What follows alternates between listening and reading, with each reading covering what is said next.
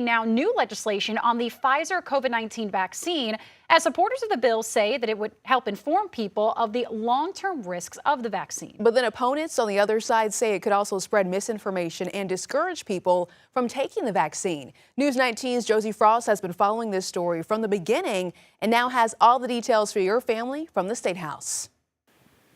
Sponsors of the bill call it a warning label. It would be a disclaimer before you get the COVID vaccine that the long-term impacts of it are unknown.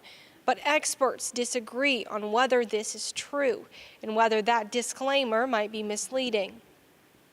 Under the bill, providers would have to tell patients that the COVID-19 vaccine is a novel vaccine, that the long-term impacts are unknown, and that it contains fragments of bacterial plasmid, or DNA. Some against the vaccine argue that this DNA will get into the cell nucleus and could lead to cancer or other genetic damage. Kevin McKiernan is a genome researcher. This is not a small quantity.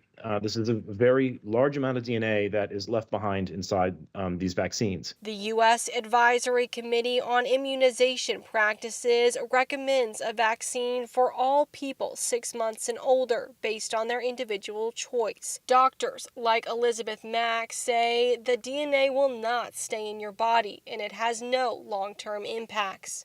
And I thankfully have never cared for a child with a COVID vaccine complication in the ICU, but unfortunately have cared for hundreds of kids in the ICU with COVID and unfortunately pronounced too many dead. With conflicting testimony, some lawmakers say they need to clarify whether the warning they're about to give is true or misleading. I don't want people to not do something thinking that this is 100% factual, and then they end up passing away because they refuse to take the vaccine, which could have helped them. It doesn't try to remove the vaccine. It doesn't do any penalties. It's simply informing the public that the vaccine may be contaminated, and you should take it at your own risk. The bill had previously been advanced to the full Medical Affairs Committee, but lawmakers sent it back to the subcommittee for more testimony.